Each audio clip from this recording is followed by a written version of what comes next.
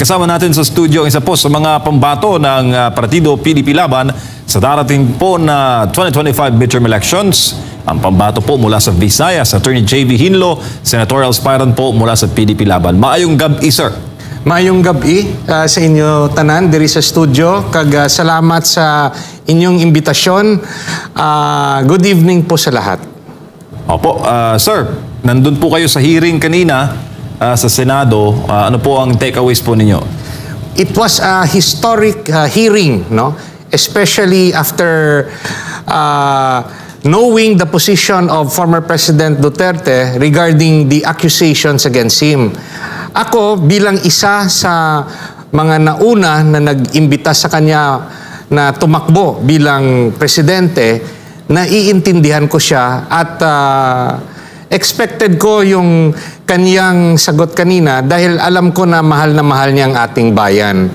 Sinabi niya na dati na he gave a warning to all the drug pushers to stop. Sabi niya, I will not immediately implement the campaign against illegal drugs. I'm giving you the chance to stop and be good citizens.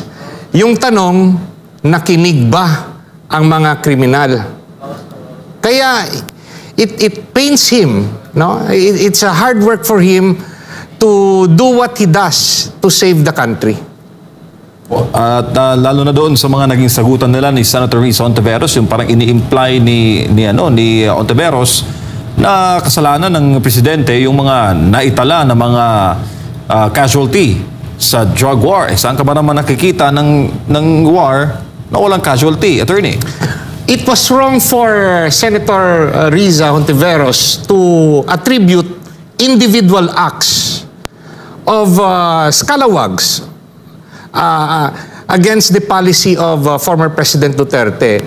Yung sabi naman ni President Duterte is his instruction to the police force and to the law enforcement authorities is kung may danger sa life ninyo during police operation, edi protect yourself. You have to shoot. Otherwise, hindi kaya ng konsensya niya na magiging widow yung mga asawa ng pulis o magiging fatherless or motherless, no? So, if there are policemen who abuse or went beyond the policy instruction of former President Duterte o ni Tatay Digong, individual acts na yon. They are liable for their individual acts. Sabi nga ni Tatay Digong, hindi niya naman sinabi na nakatali na yung kamay, papatayin. Hindi niya naman sinabi na mang-salvage. He never instructed the police that. So, it was wrong for Senator Hontiveros to attribute any miscalculation or any abuses of individual policemen or law enforcement authority, especially if they did not follow the order of the president to follow police operations with the guide that you have to survive during the police operation. Dapat yung kung may nakahawak ng baril, kesa ikaw yung maunahan, yung kriminal yung dapat managot. Yan yung sinasabi ni dating Presidente Duterte. And sabi niya nga, he was a professor sa mga pulis doon sa Davao. He knows his law. He is a former prosecutor. He knows his law. He knows what he's talking about. Is the senator a lawyer? So, the senator was bringing up statement against a law professor. President Duterte knows what he's talking about. He was guiding the police force during his mayorship and during his presidency within the bounds of law. Sabi niya nga, yan yung pinag-aralan sa law school. So, naintindihan niya ng mga abogado. Partner, baka may mga pahabol ka hingin sa paksa. Bago natin pag-usapan yung platform of government ng ating panauhin. Opo, si Attorney JV Hinlo ay dati ring Undersecretary ng DILG. Napapansin ko, Attorney, na parang naha-highlight yung mga kriminal na nanlaban, napatay, compare doon sa mga naging biktima ng illegal na droga. Kung meron bang pag-aaral o comparison kung saan po ang mas may maraming epekto, malaking masamang epekto, yung illegal na droga or yung talagang na ano dito sa war on drugs na ito, attorney? Ako'y sumasang-ayon sa dating presidente na yung trabaho ng isang presidente, trabaho ng isang leader ng LGU is to maintain peace and order sa kanyang lugar. No? Hahayaan ba natin na yung kriminal ang magmamay-ari ng isang teritoryo? O dapat yung taong bayan maging safe sa kanilang lugar? So, naintindihan ko si President Duterte when he said that that is his job. He has to protect the Filipino people against the criminals. It's a hard job. And in that point of history, na talamak na yung droga, talamak na yung krimen, he stepped up. Hindi niya kasalanan. Namamahinga yung tao sa Davao eh. Mayor siya ng Davao. Tayo, yung taong bayan, yung naghikayat sa kanya, tumakbo ka. Isa ako sa Marco Polo 15. I was one of the first one who asked him to run back in 2014. Sabi niya nga sa atin, ayaw niyang tumakbo. Nag-iyakan pa tayo. Yung nakakalungkot, yung mga kasamahan ko dati, nasaan kayo? Dati, paiyak-iyak kayo. Pagkatapos, nung wala na sa pwesto si Tatay Digong, nasaan kayo? Yan yung nakakalungkot. Pero ako at yung iba nating kasamahan, gaya ng Kingdom, gaya ng SMNI, naintindihan natin si Tatay Digong. Tayo kasi yung nagpatakbo sa kanya eh. Kaya hanggang ngayon, wag natin siyang iwan kasi kasama tayo sa kampanya laban sa kriminalidad. Wala naman siyang sinasabi na mang salvage, wala naman siyang sinasabi na patayin yung nakatali yung kamay.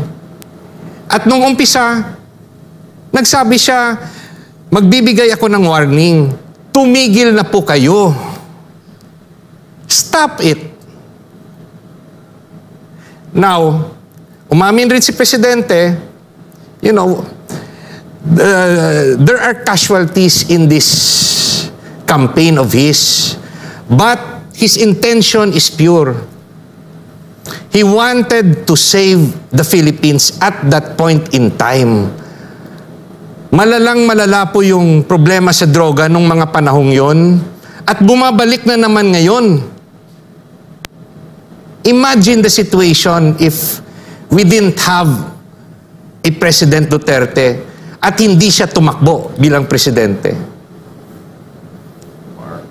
Doon din sa neutralize, kasi parang binibigyan nila ng masamang ibang ibig sabihin para ma-justify lang na nag-utos daw ang Pangulo na pagpapatayin ang sino mang mapaghihinalaan na sangkot sa illegal na droga. Marami tayong nababasa sa mga sa comment section kasi nag-utos nga ang Pangulo at ang mismong mga liderato ng PNP naglagay na doon neutralize yung lahat ng mga involved dito nga sa illegal na droga. Nagtataka sila, bakit pa big deal sa kanila yan na okay nga yan dahil laban sa, kumbaga, yun nga, kontra illegal na droga yan. Bakit parang pinapanigan pa nila yung mga involved dito?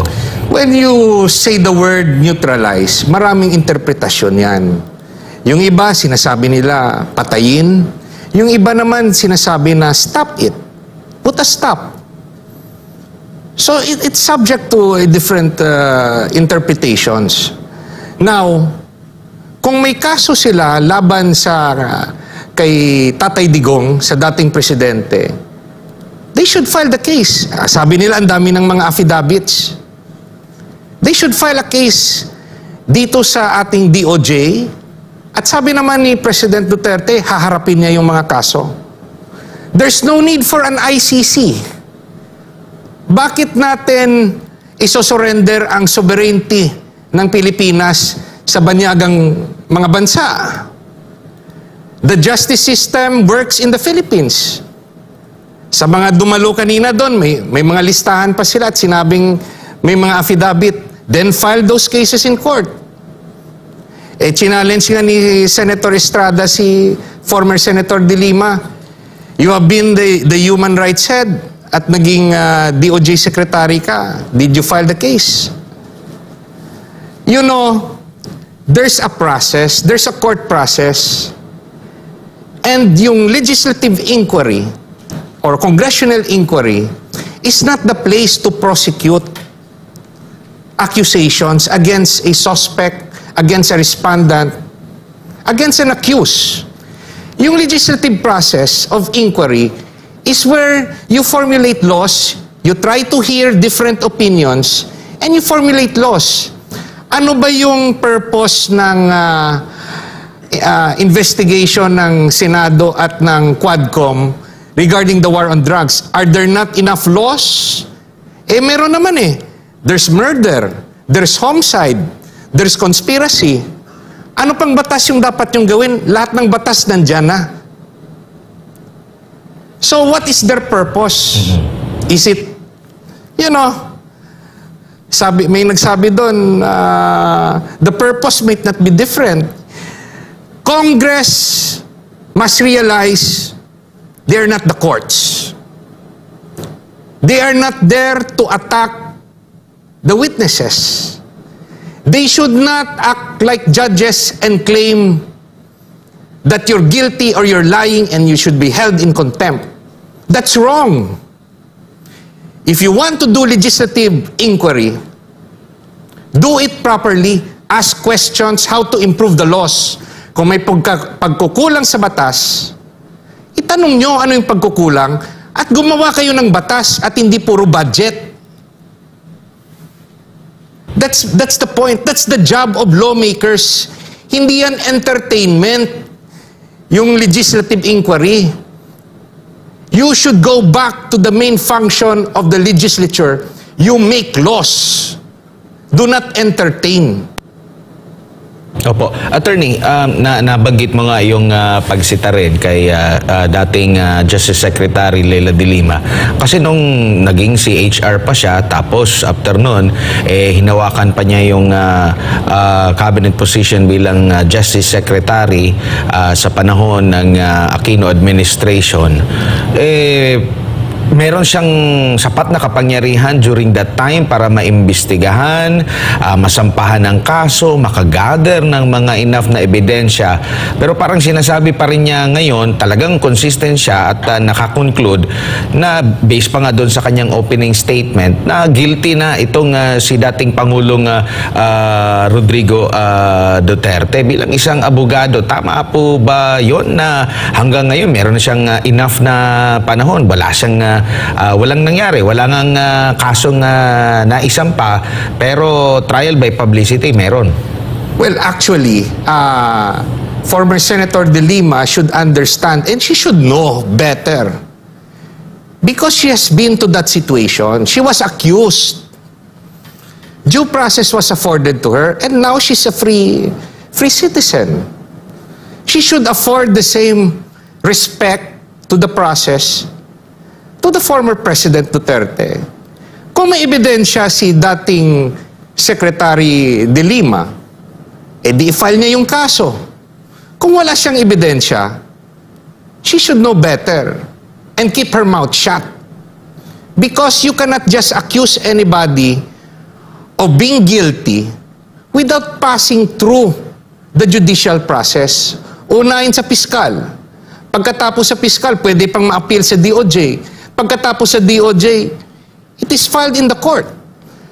From the lower court, RTC, it could go to the Court of Appeals way above to the Supreme Court.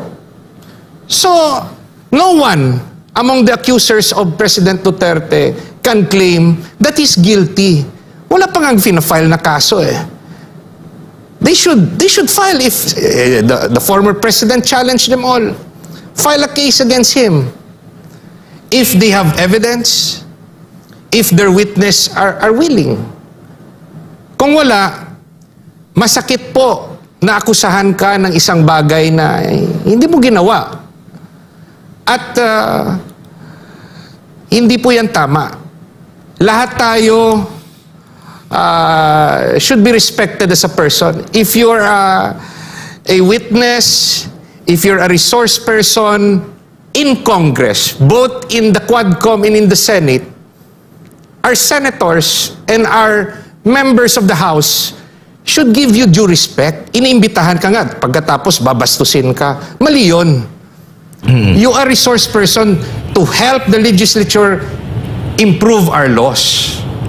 Attorney, ito rin yung nabigyan punto ni Senador Bato, yung kaibahan ng pag-handle ng pagdinig sa Kamara at the same time dito sa Senado, kasi doon talagang pinapahiya. Inamin nga ng isang police official yung kanyang dinanas din, no, doon sa Quadcom hearing. Parang kung hindi nila nagustuhan ang iyong sagot, hindi pwedeng yun ang iyong isasagot. Pero dito naman, nabigyan sila na pagkakataon talaga na magpaliwanag. And at the same time po, attorney, yung sinasabi po na mga merong panukalang batas talaga, kasi isa sa mga na-open din kanina, yung pagpapalakas sa mismong PDEA, kasi nabanggit mo nga, meron namang existing na mga kaso, no, kaugnay sa pagpatay at kung ano man. And isa sa mga nabuksan kanina na gusto rin na mai-push through, no, ni dating Pangulong Rodrigo Duterte sa Kongreso is ang pagpapalakas pa ng PDEA, lalo na sa kampanya kontra illegal na droga. Yeah, the former president was correct in citing that the PDEA is weak. Dahil parang 2,000 lang yata yung tao nila eh. How can they handle the entire Philippines at yung budget maliit? That's why he needed the police force to augment PDEA. So, if Congress wants to strengthen PDEA, dagdagan nyo ng tao. Dagdagan ng budget. Hindi pork barrel, kundi yung mga agencies palakasin nyo. At isang punto na nakalimutan ng Kongreso, palakasin nyo yung Witness Protection Program. Naging commissioner po ako ng Presidential Anti-Corruption Commission. And sad to say, mahina po yung Witness Protection Program. Takot yung mga witness mag-testify. Kasi, pag nag-file sila ng kaso, mag-isa na lang sila after. The police cannot protect them 24 hours if they're not relocated to another place and given a new job or na mabubuhay sila sa ibang lugar, gaya ng nakikita natin sa sine. Dito, sa umpisa, may police na mag-assist. Pero pag nagsampa na ng kaso, mag-isa ka na lang as a witness. We have a problem dyan. So kung gusto talaga nilang palakasin, improve the Witness Protection Program. That's one way. Kung laban naman sa droga, strengthen PDEA, but still include the police when there's operations on the ground. Do more trainings, briefings as to human rights. We're not saying na hindi irespeto ang karapatang pantao. We have to. As lawyers, as Filipinos, we're governed by laws. But what I'm saying, naintindihan ko si dating Presidente Duterte. Tayo yung umiyak at nagsabi sa kanyang tumakbo. Ayaw niya nga eh. Sabi niya, lalakasan niya ang kampanya laban droga. Oo pa rin tayo ng oo. Ginawa niya. Nasaan na yung mga dating nagpapalakpak sa kanya at nagsisigaw? Yun pa yung unang nagsisipsip. Maraming nawala. Opo. Naglipatan. Pero yung taong bayan na nakakaintindi at nakita yung pagbabago ng termino niya, nandito pa rin. Opo.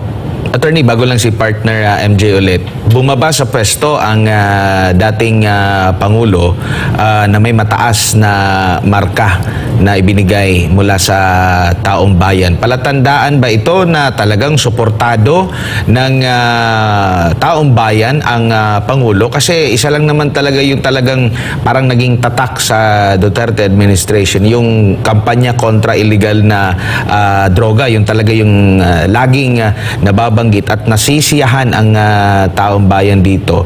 Tapos yung Bill program ng dating Pangulo, dating administrasyon. You know, yung reality, even nung pagbaba ni President Duterte, mataas rating niya, yung reality sa totoong buhay, sa politika, pag wala ka ng power, wala ka na sa pwesto, at yung mga supporters mo ay iba yung motibo nung sumuporta sa'yo, iiwanan ka nila.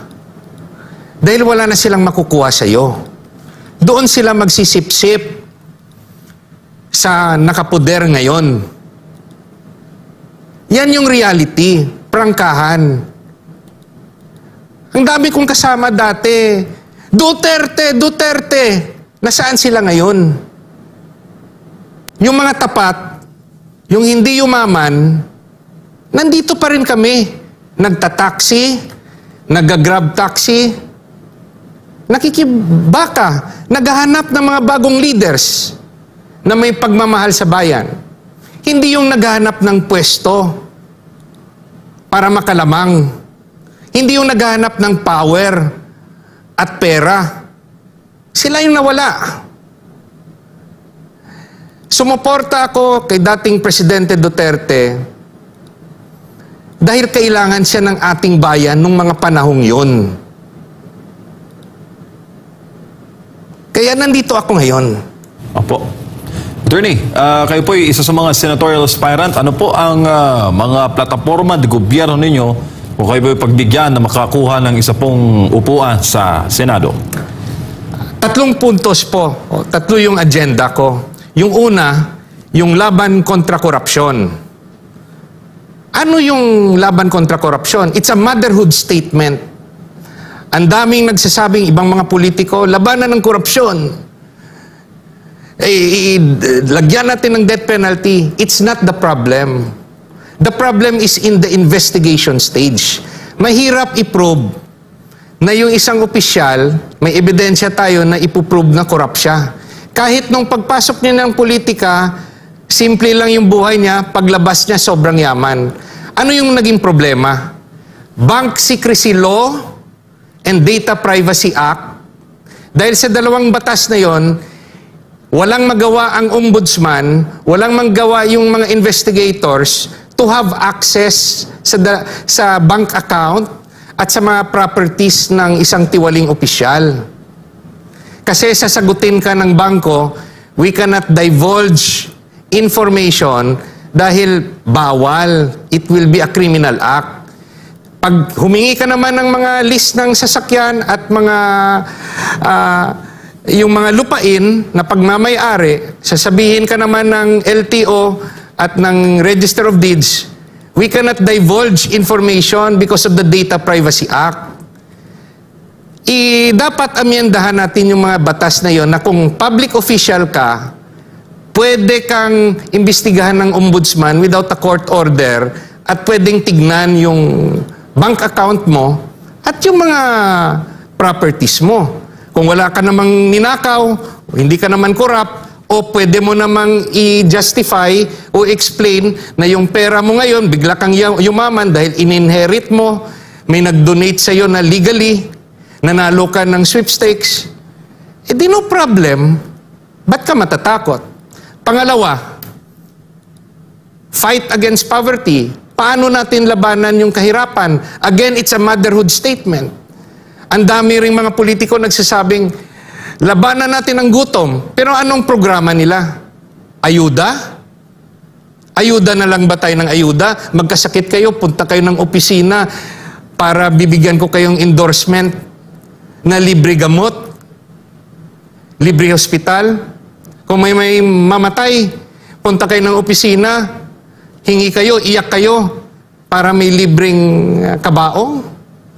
Kung gutom, punta kayo ng opisina, iyak kayo para may ayuda? Yan ba ang solusyon na maibibigay ng Kongreso? What I am proposing is for the Philippines to industrialize. Paramihin ang trabaho. We have to increase the manufacturing capacity of our industries, our factories, para maraming trabaho. Yung ayuda, temporary solution, habang hindi pa nabibigyan ng trabaho, tulungan. Pero yung permanenteng solusyon, bigyan natin ng trabaho ang mga Pilipino. What law should we craft to do that? For us to industrialize? We should amend the procurement law. No? Yung batas na kung saan yung customer ng mga produkto ay gobyerno, LGUs. Amyendahan natin at sasabihin na kung Philippine manufactured products, kahit mas mahal siya by 10% or even more than a foreign made products, yung bibilhin ng gobyerno ay yung Philippine made. Kasi pag bumili tayo ng Philippine made, ginawa yan ng kapwa nating Pilipino na nabibigyan ng trabaho. Pero kung mura yan, pero ginawa sa ibang bansa, eh yung nakikinabang na empleyado o trabahante, foreigner. Paano tayo makatulong sa ating kababayan kung yung binibili nating mga goods galing ibang bansa? In so doing, we still respect our trade agreements, our treaties, na walang additional custom duties. Now, one half of that sa work generation program ng gobyerno, yung problema natin sa agrikultura, pinakamahirap na sektor ay farmers. Ang dami ng agriculture secretary na dumaan, well-educated, kahit yung presidente natin, pinili niya na maging Secretary of Agriculture. Magagaling raw. Pero bakit nag-aangkat pa rin tayo ng bigas? Bakit ang mahal-mahal pa rin ng bigas? Bakit naghihirap pa rin ang mga farmers? Because yung traditional help o assistance ng gobyerno, mali, wrong, incorrect. Anong mga yon? Land reform. Sabi dati, yung land reform, yung makakatulong sa mahihirap. Mali. Bakit ko nasabing mali? Yung nabigyan ng mga maliliit na lupa, anong ginawa ng karamihan dyan? Binenta ulit. Binenta sa subdivision owners. Binenta sa big land owners. At dahil 1 hektarya o lesser yung kanilang lupa, pag dinaanan ng bagyo yan, o may namatayan sa pamilya o may nagkasakit, walang pera, ibebenta yan. Unahin niya pa ba yung pagsasaka sa kanyang 1 hektarya kaysa sa hospital? Ibebenta yan. Yung yumayaman sa sistemang ganyan ay yung traders. Yung farmers, hirap na hirap. Yung middleman, yung yumayaman, bibilhin ng mura, ibebenta ng malaki. Papautangin yung farmer, matatrap sa utang, hindi na makalayo. Ano pa yung iba? Cooperative. Traditional help yan. 50% are failure because of private corruption within the cooperative ng mga leader. Ano pa? Low interest loans. Ginawa namin sa Land Bank yan dahil naging director rin ako ng Land Bank for 4 years. Pinaliit namin yung interest. Nakakatulong pero hindi nakakasolve ng permanent problem. So what is the solution? State-managed farming. Tandaan nyo po, state-managed farming. Ano po yun? Lahat ng government lands owned by the LGUs, national government, GOCCs, na hindi nagagamit, di gamitin for agribusiness ng LGU at ng national government. Just imagine the number of jobs created kung gawing agribusiness yan. Na hindi kailangan yung trabahante o yung farm worker, hindi kailangan na maging civil service eligible. Hindi na kailangan mag-test ng civil service. Farmer yan eh. Pero kung manager level, di pa civil service natin. Sa ganong paraan, may sweldo sila 15-30 at maganda pa yung retirement pay. Just like our soldiers, policemen, and teachers. Another half of that, yung private lands, whether owned by big land owners or the CLOA beneficiaries, may option sila, no? Private lands, hindi kukunin ng gobyerno na puwersa, hindi gaya ng land reform. I-offer sa kanila ng government to rent it. They can rent it to government for government to manage it. And they are the priority na magtrabaho sa kanilang lupa mismo. Hindi sila papaalisin. May biyabayaran sila ng renta, may sweldo pa sila. Democratic. Opo. Yung last na lang, yung sa education reform. Ito mabilis lang. Let us introduce the subject, Philippine Patriotism and Ethics Studies. Pagmamahal sa bayan at kapwa-tao, from grade 1 up to college. Different subjects per year level, love of family, love of community, the importance of education, study of prison life, para matakot yung mga bata na pag may ginawa silang mali, ganito yung buhay sa preso, dangers of illegal drugs, dangers of corruption, and yung economic plan ng NEDA, pag college na, financial literacy, business, yung panghuli, what is taxation, custom duty, estate tax, and how to file an income tax return. That ends it. Those are my 3 major programs. Sir, how do you intend to campaign? Ngayon po ay medyo masikip-sikip po ang laban sa pagkasenador. Marami po ang mga datihan na gustong magbalik at meron naman pong mga bagong pangalan kagaya ho ninyo na gustong mag-endorso naman ng bago na naman ang mga sistema at bagong mukha na naman sa Senado. Mga kababayan ko, hindi po ako mayaman. Middle class lang po ako. Isang abogado, galing Bacolod City. Taga Negros. I am the only Visayas-based candidate ng PDP Laban at ng kaalyado ni President Duterte. Mag-isa lang po sa Visayas. Ilonggo po ako. Bakit po ako pinili ni dating Presidente Duterte at ng PDP Laban para mapasama sa slate ng PDP Laban? Middle class lang ako. Hanggang ngayon nag-iisip ako, how can I afford to run a national campaign? I cannot. By myself, I cannot. Pero kinuha ako ni dating President Duterte dahil narinig niya yung programa ko na sinusulong at binakapan ako ng PDP Negros Occidental. Yung programa na isinusulong ko ay siyang makakareforma at transform sa ating politika at panggobyerno sa Pilipinas. Puro na lang po tayo ayuda, puro korupsyon, puro politika, puro traditional na pamulitika. Kung sila pa rin yung ilalagay nyo dyan, yung mga dating senador at yung mga nakaupong senador, babago ba yung buhay nyo? Mababago ba yung buhay nyo? Tanong nyo sa sarili nyo.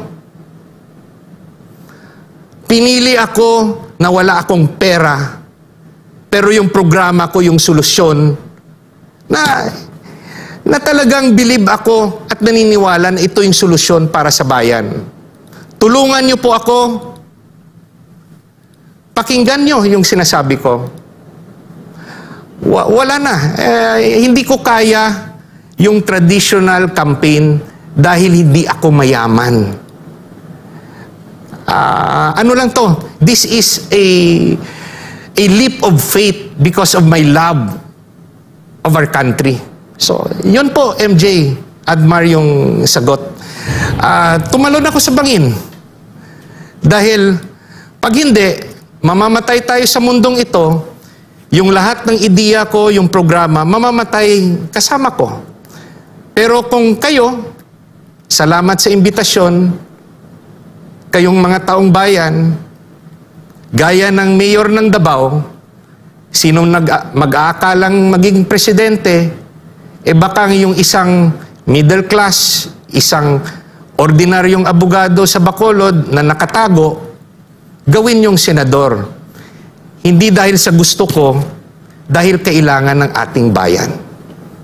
Attorney, pahabol ko lang itong mga OFW na nanonood sa atin ngayon via YouTube. Sabi dito ni EJ Warrior, Admar, pa-ask po kay Attorney kung ano po yung maitutulong niya o magawa niya sa mga OFW. Example, yung may panukala ang OWA ng finished contract ay wala masyadong benefits pero ang unfinished priority nila. Di ko pa confirm ha kung itong sinasabi ni EJ Warrior ay talagang nangyayari. Siguro mga panukala batas na makakatulong sa mga OFW, Attorney. Sa acting mga OFW, yun yung mga peripheral na batas na temporary makakatulong sa inyo. Pero yung main agenda ko, palalakasin natin ang Pilipinas na maging gaya ng Japan, South Korea, Singapore, China. Paramihin natin ang trabaho sa Pilipinas para hindi nyo na kailangan mag-ibang bansa. That's why sinasabi ko nga, let's industrialize. Let's do state-managed farming. Paramihin natin, palakihin natin, palakasin natin ang mga trabaho sa Pilipinas. Dito kayo sa Pilipinas, magkasama tayo, magiging malakas ang ating bansa. Pero habang hindi pa natin nakukuha yan, dahil trapo pa rin ang karamihan, tutulong ako na gumawa ng mga batas o polisiya para naman makasurvive kayo habang nandun kayo sa ibang bansa. Na hindi kayo magigipit. Pero yung pinaka-intensyon ko, para makabalik kayo sa Pilipinas at palakasin natin ang ating bayan. Opo, well said, sir. Abangan po namin kayo sa mga sorties ng PDP Laban at ang mga events po nila at naway magkaroon po tayo ng bagong-bago na naman sa Senado. Dami ng luma eh. Why not bigyan naman ng chance ang Ilonggo na maging ulit? The last time, di ba? Ewan ko ba kung last time or si former Senator Miriam Santiago. Ilongga man to, di ba? Gani man MJ, no? Kaga Admar. Salamat sa SMNI. Binabati ko kayo lahat sa Kingdom, kay Pastor Kibuloy, sa lahat ng Pilipino. Kung gusto natin ng totoong pagbabago, tignan nyo yung track record, tignan nyo yung programa na isinusulong ng mga kandidato natin. Hindi yung dahil sikat, hindi yung dahil matulungin. Kung matulungin sila, mag-apply sila sa DSWD, hindi sa Senado. Yung sa Senado at sa Kongreso, gagawa tayo ng mga batas para palakasin ang Pilipinas, ang ating ekonomiya, ang ating laban kontra illegal na droga, ang ating laban kontra kriminalidad, ang ating mga batas sa commercial laws. So, yan po ang trabaho ng isang senador, yan po ang trabaho ng isang congressman. Salamat po. Madamo gid nga salamat, Attorney JV Hinlo, ang senatorial aspirant po, mga kapartner sa ilalim po ng PDP Laban. Break lang muna tayo, 10:28 na po ng gabi, magbabalik pa ang SMNI Nightline News.